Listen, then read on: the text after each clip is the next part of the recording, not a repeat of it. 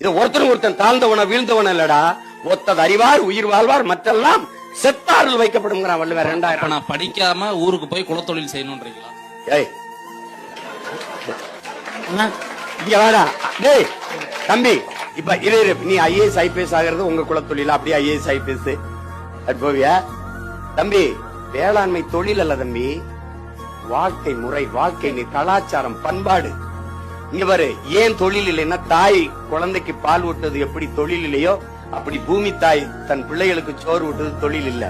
வேளாண்மை என்பது வாழ்வியல் முறைடா தம்பி. டேய் அப்படி சொல்லாத, உனக்கு பிடிக்கலைன்னா விட்டு குலத்தொழில்னு சொல்லாத. அது குலத்தொழில் இல்ல, குல தெய்வத்தின் தொழில். அதை புரிஞ்சு பேசு. வேளாண்மை என்பது உலகத்துக்கு உணவளிக்கிற தெய்வத்தின் தொழில்.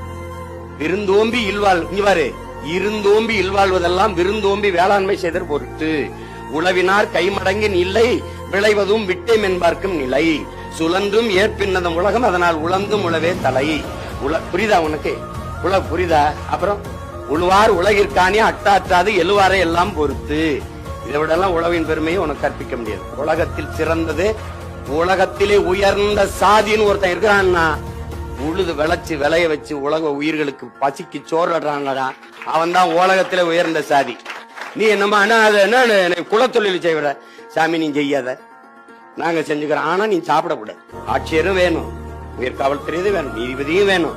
ஆனால் எல்லாருக்கும் சோறு வேணும். அதுக்கு உளவாண்மையும் வேணும். உழவு இழிவல்ல, உழவு மாண்பு என்று போற்றப்படும். அது